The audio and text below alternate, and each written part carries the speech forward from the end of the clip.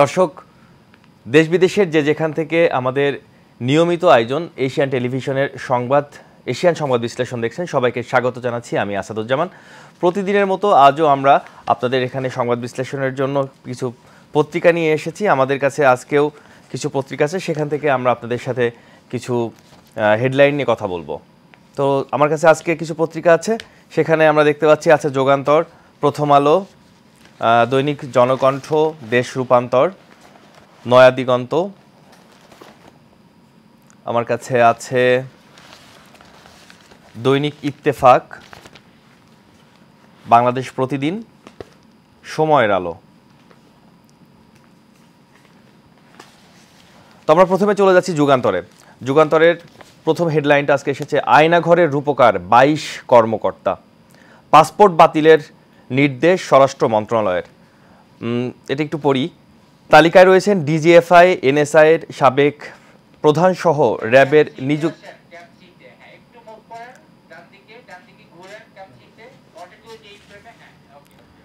তালিকায় রয়েছেন DGFI, NSI এর সাবেক প্রধান সহ র্যাবের নিযুক্ত কর্মকর্তারা। শীর্ষ কর্মকর্তারা হলেন lieutenant general Akbar Hossain, Saiful Abedin, Saiful Alam, Ahmed তারভেজ, Shams Chowdhury, major general Hamidul হক ও মেজর জেনারেল শেখ মামুন খালেদ। এদেরকে সংশ্লিষ্টদের দেশ ত্যাগ করতে ইমিগ্রেশনের জরুরি বার্তা দেওয়া হচ্ছে। এখানে আরেকটা নিউজ দেখতে পাচ্ছি, খেলাপিদের ঘটি বাটি বিক্রি করে অর্থ আদায় করতে হবে। নিউজটা একটু পড়ি। ঘটি বাটি বিক্রি করে খেলাপিদের কাছ থেকে অর্থ আদায় করতে ব্যাংকগুলোকে বলেছেন অর্থ উপদেষ্টা। অন্তর্বর্তী সরকারের 100 দিন উপলক্ষে মঙ্গলবার অর্থ বিভাগের সংবাদ সম্মেলনের উপদেষ্টা একথা বলেন। তার মতে, বাইরে থেকে বোঝা না গেলেও ভেতরে আর্থিক খাতের ব্যবস্থা ভয়াবহ চ্যালেঞ্জের মুখে পড়েছেন ব্যাংক খাত, পুঁজিবাজার ও রাজস্ব আদায় নিয়ে। তবে কয়েকটি ব্যাংক আর্থিক সংকটে থাকলেও কোনো ব্যাংক বন্ধ হবে না বলে আশ্বস্ত করেছেন অর্থ উপদেষ্টা। তারপরে আমরা এখানে আরেকটা নিউজ দেখতে পাচ্ছি, নাশকতা রোধে মঙ্গলবার মহাখালী রেল লাইনের পাশে সেনাবাহিনীর সতর্কতা অবস্থান। আমরা অবশ্য তিতুমির কলেজে প্রচণ্ড আন্দোলন চলছিল, তারা তিতুমির কলেজটাকে বিশ্ববিদ্যালয় হিসেবে তারা চায়। ছাত্রদের আন্দোলনের মুখে সেখানে সেনাবাহিনী মোতায়েন করা হয়েছিল। আন্দোলন স্থগিত করলে তিতুমির কলেজের শিক্ষার্থীরা। আদানির চুক্তি পূর্ণ মূল্যায়নে কমিটি গঠনের নির্দেশ। এখানে আরেকটা নিউজ দেখতে পাচ্ছি, আন্তর্জাতিক ট্রাইব্যুনালের অধ্যাদেশের সংসদীয় খসড়া দলের বিরুদ্ধে ব্যবস্থা নিতে সুপারিশ করতে পারবেন। রাজধানীতে ব্যাটারি চালিত রিকশা বন্ধের নির্দেশ। আসলে রাস্তাতে যে পরিমাণে ব্যাটারি চালিত রিকশা বেড়েছে, তাদের অ্যাকচুয়ালি কোনো ব্রেক নাই, যেখানে সেখানে যত্রতত্র তারা আসা যাওয়ার মধ্যে বিভিন্ন ধরনের সড়ক দুর্ঘটনা ঘটছে। এই বিষয়টা আসলে খুবই কর্তৃপক্ষের এই বিষয়টা খুবই আমলে নেওয়া উচিত। তো আমরা চলে যাচ্ছি যুগান্তর এই ছিল মোটামুটি। এখন চলে যাচ্ছি আমরা প্রথম আলোতে। প্রথম আলোতে আছে, অতি প্রয়োজনীয় কিছু সংস্কার শেষে নির্বাচন। আসলে তত্ত্বাবধায়ক সরকারের আজকে প্রায় 100 দিন হতে যাচ্ছে। তো এরই মধ্যে দেখছি যে প্রত্যেকটা রাজনৈতিক দলই বলছে আসলে নির্বাচন কবে হবে। নির্বাচনের সুনির্দিষ্ট দিনক্ষণ এখনও কোনো বলা যাচ্ছে না। সেই ক্ষেত্রে এখানে আসছে, অতি প্রয়োজনীয় কিছু সংস্কার শেষে নির্বাচন দেওয়া হবে। নিউজটা একটু পড়ি। অন্তর্বর্তী সরকারের আইন উপদেষ্টা অধ্যাপক আসিফ নজরুল বলেছেন, অতি প্রয়োজনীয় কিছু সংস্কার করে যত দ্রুত সম্ভব নির্বাচন দেওয়া হবে। আগের মতো কোনো ভুয়া নির্বাচন নয়, সেটি অন্তর্বর্তী সরকার চায় না। আন্তর্জাতিক অপরাধ ট্রাইব্যুনালের অধ্যাদেশের সংশোধনের বিষয়ে আইনি উপদেষ্টা বলেছেন, কোনো রাজনৈতিক দলের বিরুদ্ধে মানবতা বিরোধী অপরাধের অভিযোগ প্রমাণিত হলে আদালত চাইলে প্রয়োজনীয় শাস্তিমূলক ব্যবস্থা নেওয়ার সুপারিশ করতে পারবেন। এমন বিধান রেখে অধ্যাদেশের সংশোধনীর প্রস্তাবের খসড়া তৈরি করা হয়েছে। এখানে আমরা আরেকটা নিউজ দেখতে পাচ্ছি, বিএনপির কর্মশালায় তারেক রহমান, কোথাও কিছু একটা ষড়যন্ত্র চলছে। তারেক রহমান বলেছেন, নির্বাচন নিয়ে ষড়যন্ত্র থেমে নেই উল্লেখ করে এই বিষয়ে জনগণকে সচেতন থাকার আহ্বান জানিয়েছেন বিএনপির ভারপ্রাপ্ত চেয়ারম্যান তারেক রহমান।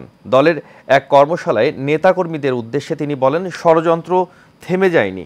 আপনারা নিশ্চয়ই গত কয়েক দিনের পত্রপত্রিকার খবর থেকে বুঝতে পেরেছেন আপনারা রাজনৈতিক ও পোর খাওয়া মানুষ, কাজেই আপনারা বুঝতে সক্ষম হচ্ছেন যে কোথাও কিছু একটা ষড়যন্ত্র চলছে। কাজেই এ বিষয়ে জনগণকে সচেতন করতে হবে এবং জনগণকে পাশে থাকতে হবে। এখানে আমরা আরেকটা নিউজ দেখতে পাচ্ছি। সরকারি তিতুমির কলেজকে বিশ্ববিদ্যালয়ে রূপান্তরের দাবিতে সোমবার রাজধানীর মহাখালীতে রেলপথ অবরোধ করেন শিক্ষার্থীরা। এ অবস্থায় অপ্রীতিকর পরিস্থিতি এড়াতে গতকাল রেলপথের নিরাপত্তা নিশ্চিত করেন সেনাবাহিনী। এবং মহাখালীতে বেলা ঠিক 1:45টার ছবি এখানে আজকে প্রথম আলোতে এসেছে।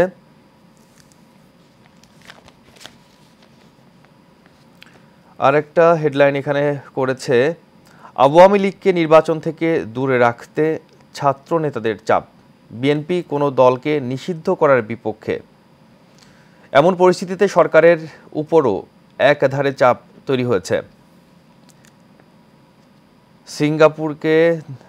নিজেকে সিঙ্গাপুরের নাগরিক দাবি, মামলার হুমকি এস আলম গ্রুপের। এই নিউজটা একটু পড়ি। এস আলম গ্রুপের নিয়ে তো আসলে অনেক কথাবার্তা চলছিল। নিজেকে সিঙ্গাপুরের নাগরিক দাবি করেছেন এস আলম গ্রুপের কর্ণধার মোহাম্মদ সাইফুল আলম। বাংলাদেশ ব্যাংক এস আলম গোষ্ঠীর বিরুদ্ধে যে ভীতি প্রদর্শনীমূলক ব্যবস্থা নিচ্ছে, এর পরিপ্রেক্ষিতে সিঙ্গাপুরের নাগরিক হিসেবেও আন্তর্জাতিক বিনিয়োগ চুক্তির আলোকে তার সুরক্ষা প্রাপ্য হবে বলে মনে করেন সাইফুল আলম। এ বিষয়ে সাইফুল আলম ও তার পরিবারের সদস্যদের পক্ষে আইনি প্রতিষ্ঠান বাংলাদেশের ব্যাংকে চিঠি দিয়েছে। চিঠিতে বলা হয়েছে তারা বাংলাদেশের বিরুদ্ধে আন্তর্জাতিক সালিসি মামলায় করতে পারেন। ফাইন্যান্সি টাইমসের এক প্রতিবেদনে এই তথ্য তুলে ধরা হয়েছে। তবে বাংলাদেশ ব্যাংকের এই চিঠির বিষয়ে কিছু জানে না বলে প্রথম আলোকে জানিয়েছে মুখপাত্র হুসনে আরা শিখা। আমরা এখন চলে যাচ্ছি দৈনিক জনকণ্ঠে। দৈনিক জনকণ্ঠের প্রথমে আছে, ওষুধের দাম বেড়েছে লাগাম ছাড়া, নিত্যপণ্য কাট ছাড়া করে ব্যয় মেটাতে হচ্ছে চিকিৎসার। বেশিরভাগে বেড়েছে 50 থেকে 80%। ডলারের দাম বৃদ্ধিকেই দুষছেন ব্যবসায়ীরা। অঘ্রাণের কুয়াশা মোড়ানো ভোরে শিশির ভেজা ঘাসে বিন্দু বিন্দু শিশির খেলা করছে সকালের রোদে। হ্যাঁ, শীতকাল অলরেডি চলে এসেছে। এখানে আমি এই নিউজটা একটু পড়তে চাই। সেটা হচ্ছে, ওষুধের দাম কেন বাড়ছে, এখানে কি বলছেন। কিটোরোলাক ট্রোমাটল গ্রুপের ওষুধের দাম টোরেক্স গত 10 mgর 50টি ট্যাবলেটের এক প্যাকেজের গায়ে বিক্রয় মূল্য গত আগস্টেও লেখা ছিল 600 টাকা। এতে প্রতিটি ট্যাবলেটের দাম পড়ে 12 টাকা। মাত্র 1 মাসের ব্যবধানে সেপ্টেম্বর মাসে প্রস্তুতকৃত অপর একটি প্যাকেটের গায়ে মূল্য ধরা হয় 1000 টাকা, যেখানে প্রতিটি ওষুধের মূল্য ধরা হয়েছে 20 টাকা। মাত্র 1 মাসের ব্যবধানে ওষুধের দাম বেড়েছে প্রায় 60%। শুধু এটি নয়, গত কয়েক মাস ধরেই ধারাবাহিকভাবে বেড়ে চলেছে জীবন রক্ষাকারী নানান ওষুধের মূল্য। বেশিরভাগই ওষুধেরই দাম বেড়েছে 50 থেকে 80%। লাগাম ছাড়া ঊর্ধ্বমুখী এই ওষুধ কিনতে জরুরি পণ্যে কাটছাট করে চিকিৎসা করছেন সাধারণ মানুষজন। যদিও ডলারের দাম বৃদ্ধিকে দুষছেন ব্যবসায়ীরা, কিন্তু সাধারণ মানুষের অন্তর্বর্তী সরকারের কাছে জরুরি এই পণ্যের দিকে নজর দেওয়ার তাগিদ দিয়েছেন। আসলে আমাদের নিত্য প্রয়োজনীয় পণ্যের মধ্যে আমাদের ওষুধটাও পড়ে। তো সাধারণ মানুষ, যারা খেটে খাওয়া মানুষ আছেন, যারা শ্রমজীবী মানুষ আছেন, ওষুধের দাম যদি এইভাবে যদি লাফিয়ে লাফিয়ে বাড়তে থাকে, তাহলে আসলে মানুষের চিকিৎসার ব্যবস্থাটা আরও অনেক মুখ থুবড়ে যাবে। তো আমি অবশ্য এখানে আরেকটা নিউজ আমরা দেখতে পাচ্ছি, সরকার কোনো ব্যাংক বন্ধ করবে না। দ্রব্যমূল্যের ঊর্ধ্বগতি নিয়ে নিজের খারাপ লাগার কথা জানিয়ে অর্থ উপদেষ্টা ডক্টর সালেউদ্দিন আহমেদ বলেছেন, আমরা মানুষকে ধৈর্য বলতে বলি, কিন্তু সাধারণ মানুষের পক্ষে ধৈর্য করা কঠিন। তিনি বলেন, 1000 টাকা নিয়ে বাজারে আমি গেলেও কিছু বাজার করা যায়, আমিও সেটা টের পাই, আপনারা সবাই টের পান। আমি তো বাজারে যাই, আমারও দুঃখ লাগে। সাধারণ মানুষের জ্বালা হয়, তারা সেটা বিচ্ছিন্নভাবে প্রকাশ করে। দেশ রূপান্তরের বেশ কিছু নিউজ আছে দেখছি। লুটের অস্ত্র কিনছে অপরাধীরা, দেশের বিরুদ্ধে দলের বিরুদ্ধে ব্যবস্থার সুপারিশ রেখে খসড়া সংশোধনী চূড়ান্ত আজ। জরুরি কিছু সংস্কার করে দ্রুত নির্বাচন। পুলিশ প্রশাসন সংস্কার নিয়ে নির্বাচনের দিন। দর্শক, আমাদের সাথে আজকে অতিথি হিসেবে যুক্ত হবেন ইকতেদার আহমেদ, সাবেক জেলা জজ ও সুপ্রিম কোর্টের সাবেক রেজিস্ট্রার।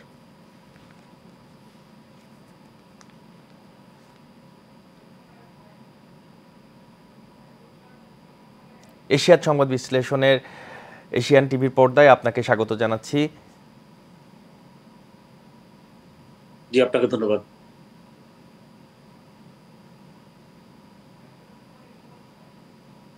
আপনি কি শুনতে পাচ্ছেন আমাকে?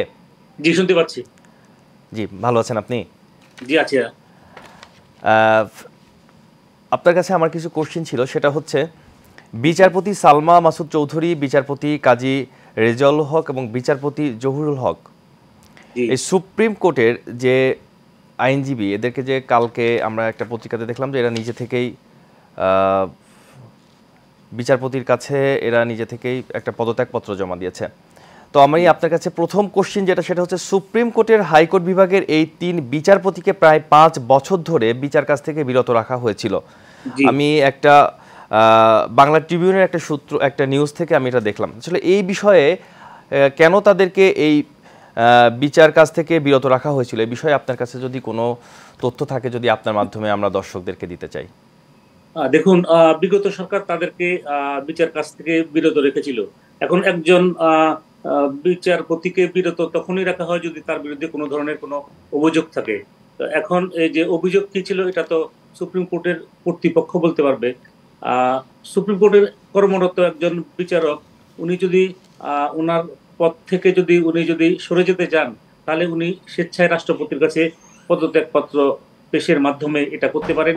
অথবা একজন বিচারকের বিরুদ্ধে যদি গুরুতর অসদাচরণের অভিযোগ থাকে, অথবা তিনি যদি ফিজিক্যালি আর মেন্টালি ইনক্যাপাবেল হন, অর্থাৎ শারীরিক বা মানসিকভাবে অসমর্থ হন, সেক্ষেত্রেও কিন্তু তাকে চাকরি থেকে বা পদ থেকে অপসারণ করা যায়। এখন অপসারণের পদ্ধতি, আমাদের যখন সংবিধান প্রণীত হয় তখন অপসারণের পদ্ধতি হচ্ছিল সংসদীয় অভিশংসন। অর্থাৎ হচ্ছিল সংসদের 2/3 সদস্য কর্তৃক যদি তার বিরুদ্ধে আনীত অভিযোগ গৃহীত হয় এবং প্রমাণিত হয়, তারা তখন রাষ্ট্রপতির কাছে এটা পাঠাবেন এবং রাষ্ট্রপতি তাকে অপসারিত করবেন। এই বিধানটা ছিল। পরবর্তীতে 5ম সংশোধনীর মাধ্যমে সুপ্রিম জুডিশিয়াল কাউন্সিল করা হয়, অর্থাৎ প্রধান বিচারপতি এবং জ্যেষ্ঠ আর 2 জন বিচারপতি সমন্বয়ে সুপ্রিম জুডিশিয়াল কাউন্সিল গঠিত। তো 5ম সংশোধনী বাতিল পরবর্তী সুপ্রিম জুডিশিয়াল কাউন্সিল কিন্তু বাতিল করা হয় নাই। পরবর্তীতে আমরা দেখলাম যে 16 সংশোধনীর মাধ্যমে আবার সুপ্রিম জুডিশিয়াল কাউন্সিলটা বাতিল করা হয় এবং সংসদীয় অভিশংসন প্রথা প্রবর্তিত হয়। এরপরে আমরা দেখলাম যে সুপ্রিম কোর্ট কর্তৃক 16 সংশোধনী বাতিল হয়, কিন্তু পার্লামেন্ট কিন্তু সেটা পার্লামেন্ট কর্তৃক গৃহীত হয়নি। এবং আমরা দেখলাম যে তারা সংবিধান যখন পুনর্মুদ্রণ করলো, তখন দেখা গেল যে তারা এই পার্লামেন্টারি ইমপিচমেন্ট, যেটা অর্থাৎ সংসদীয় অভিশংসন প্রথা, সেটা তারা সন্নিবেশিত করেছে। এখন যে 3 জন বিচারক চাকরি থেকে পদত্যাগ করেছেন বা ইস্তফা দিয়েছেন, ওই 3 জন তাদের যে স্বহস্তে লিখিত যে পদত্যাগপত্র, সেখানে তারা এটা হলো আর্টিকেল 96 সাব আর্টিকেল 4, অর্থাৎ যে সংবিধান যে 16 সংশোধনী পরবর্তী যে সংবিধান পুনর্মুদ্রণ করা হয়েছে, সেখানে কিন্তু অপসারণের পদ্ধতি দেওয়া আছে অভিশংসন, সংসদীয় অভিশংসন। তাহলে আর এই যে 5ম সংশোধনীর মাধ্যমে যখন সুপ্রিম জুডিশিয়াল কাউন্সিল প্রথা সন্নিবেশিত হয়েছিল, তখন এটা ছিল আর্টিকেল 96 সাব আর্টিকেল 8-এ, অর্থাৎ একজন বিচারক যদি চাকরি ত্যাগ করতে চান, সেক্ষেত্রে 96 সাব আর্টিকেল 8 অনুযায়ী এটা তিনি করতে পারতেন। কিন্তু এই 16 সংশোধনী পরবর্তী এটা হচ্ছিল আর্টিকেল 96 সাব আর্টিকেল 4। এখন এই 3 জন বিচারক তারা যে রাষ্ট্রপতির কাছে যে তারা তাদের চাকরি থেকে যে স্বেচ্ছায় যে তারা যে চাকরি ত্যাগ করেছেন, সেখানে এটা 96(4) এবং আইন মন্ত্রণালয় কর্তৃক যে নোটিফিকেশন অর্থাৎ প্রজ্ঞাপন জারি করা হয়েছে, সেখানে কিন্তু উল্লেখ আছে যে তারা অনুচ্ছেদ 96 এবং দফা 4-এর অধীনে তারা তাদের পদত্যাগপত্র রাষ্ট্রপতির নিকট পেশ করেছেন। তো এটা হলো সংবিধান সম্মত পন্থায় তারা চাকরি থেকে বিদায় নিয়েছেন। এতে আইনগত বা সাংবিধানিকভাবে কোনো ধরনের অসুবিধা হয়নি বা আমি কোনো ধরনের সংকট সৃষ্টি আমি হবে না। আপনার কাছে আমার একটা প্রশ্ন ছিল যে আমি কিছু ইলেকট্রনিক্স প্রিন্ট মিডিয়া এবং আপনার কাছ থেকেও শুনলাম যে দুর্নীতির দায় বা তাদের বিরুদ্ধে যদি কোনো অনিয়ম থেকে থাকে, আসলে বিচারপতিদের কাছ থেকে এরকম দুর্নীতি বা অনিয়মের দায়ে তাদেরকে বিরত রাখা হয়েছিল, সেক্ষেত্রে সাধারণ মানুষের আস্থার জায়গা কোথায়, আর তারা কোথায় যাবে যদি বিচারকরাই যদি এই ধরনের দুর্নীতি বা অনিয়মের সাথে যদি জড়িত থাকে? এ বিষয়ে আপনার কাছে যদি আপনার মাধ্যমে যদি দর্শকদেরকে কিছু জানাতে পারতাম। দেখুন, যে একটা সমাজে যে যদি অবক্ষয় দেখা দেয়, তখন কিন্তু দেখা যাচ্ছে যে সমাজের সকল সেক্টরকে কিন্তু সেই অবক্ষয় গ্রাস করে। এখন বিচার বিভাগ তো সমাজেরই অঙ্গ। তো আমাদের সমাজে যদি বাংলাদেশের যে আমরা দেখেছি যে এই যে বিগত সরকারের শাসনামলে দুর্নীতি কিন্তু সর্বগ্রাসী ছিল, সর্বমহলে দুর্নীতি ছিল। তো এখন আর এর যে সবচেয়ে বড় কথা হচ্ছিল যে উচ্চ আদালতে যে বিচারক নিয়োগ পদ্ধতি, এটা যদি স্বচ্ছ যদি না হয়, আপনি যদি রাজনৈতিক মতাদর্শী ব্যক্তিকে যদি বিচারক পদে নিয়োগ দান করেন, সেক্ষেত্রে কিন্তু তারা স্বাধীন বা নিরপেক্ষভাবে তাদের বিচার কার্য পরিচালনা করবে না। তো পৃথিবীর সকল দেশে হচ্ছিল বিচার বিভাগকে বলা হয় মানুষের শেষ ভরসার স্থল। শেষ ভরসার স্থল বিচার বিভাগ তখনই হবে আপনি যখন স্বচ্ছ নিয়োগ প্রক্রিয়ার মাধ্যমে প্রকৃতভাবে যারা হচ্ছিল যোগ্য, মেধাবী, সৎ, দক্ষ, তাদেরকে বিচারপতি পদে নিয়োগ দান করেন। তো আমাদের এখানে যে সকল বিচারপতি অদক্ষ বা সকল বিচারপতি দুর্নীতিগ্রস্ত, একথা আমি বলবো না। তবে কিছু কিছু বিচারপতির কারণেই কিন্তু আজকে বিচার বিভাগের দুর্নাম বা বিচার বিভাগের বদনাম হচ্ছে। তো আমরা নিয়োগের ক্ষেত্রে যদি এই সতর্কতা অবলম্বন করি, রাজনৈতিক সরকার যখন নিয়োগ দান করবেন, তারা যদি সংবিধানকে বা সংবিধান নির্দেশিত পন্থায় যদি নিয়োগ দান করেন এবং যারা প্রকৃত মেধাবী, যারা যোগ্য, যারা সৎ এবং যারা দক্ষ এবং যারা রাজনীতি সংশ্লিষ্ট না, নিরপেক্ষ, এই ধরনের ব্যক্তিকে যদি বিচারক পদে নিয়োগ দান করেন, তাহলে কিন্তু বিচার বিভাগের প্রতি মানুষের আস্থা ফিরে আসবে এবং যে আস্থা আপনি বলছেন যে বিনষ্ট হয়েছে, ওই আস্থা পুনরুজ্জীবিত হবে। ওকে, আপনাকে ধন্যবাদ জি আমাদের জি সাথে যুক্ত হওয়ার জন্য। জি জি জি আমার কাছে এখন আরও কিছু পেপার পত্রিকা রয়েছে, সেখানে আমরা চলে যাচ্ছি দেশ রূপান্তরে। দেশ রূপান্তরে আছে লুটের অস্ত্র কিনছে অপরাধীরা। এই নিউজটা একটু পড়তে চাই। ছাত্র জনতার আন্দোলনের সময় দুর্বৃত্তরা থানা, পুলিশ ফাঁড়ি সহ বিভিন্ন জায়গায় পুলিশের স্থাপনায় হামলা চালিয়ে অস্ত্র ও গোলাবারুদ লুট করেছে। গত 3 মাসে তা পুরোপুরি উদ্ধার করতে পারেনি আইনশৃঙ্খলা রক্ষাকারী বাহিনী। এমনকি গণভবন ও সংসদ ভবন থেকে লুট হওয়া বিশেষ নিরাপত্তা বাহিনীর এসএসএফের অস্ত্র উদ্ধার করা সম্ভব হয়নি। আইনশৃঙ্খলা রক্ষাকারী বাহিনীর আশঙ্কা, লুট হওয়া অস্ত্র ও গোলাবারুদ সহ চিহ্নিত অপরাধীরা কিনছে এবং তাদের হাতে আসা অস্ত্র দিয়ে নানা অপকর্ম হচ্ছে বলে পুলিশ নিশ্চিত হচ্ছে। এতে করে আইনশৃঙ্খলা পরিস্থিতির অবনতি হতে পারে এমন সংখ্যা পুলিশের, এবং এতে পুলিশ মহলে আরও অনেক উদ্বেগ বাড়ছে। জানতে চাইলে পুলিশের মহাপরিদর্শক আইজিপি মইনুল ইসলাম দেশ রূপান্তরকে বলেছেন, পুলিশের লুট হওয়া আগ্নেয়াস্ত্র ও গোলাবারুদগুলো উদ্ধার করতে আমরা আপ্রাণ চেষ্টা চালাচ্ছি।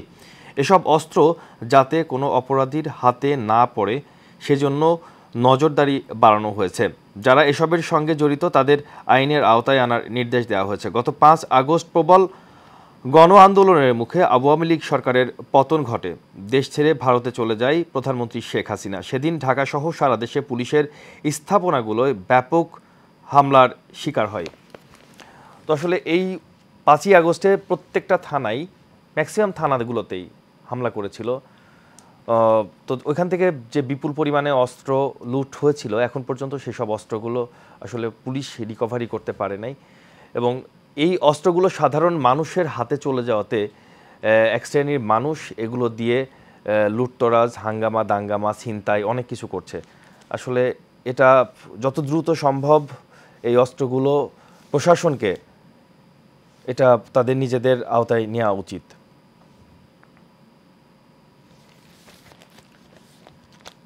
শেষ করা যাচ্ছে না সাবেক এমপি পত্নীর, শেষ রক্ষা হচ্ছে না সাবেক এমপি পত্নীর। পিএইচপির পর বিএসএস উচ্চ ক্ষমতা সম্পন্ন কমিটি গঠনের নির্দেশ হাইকোর্টের।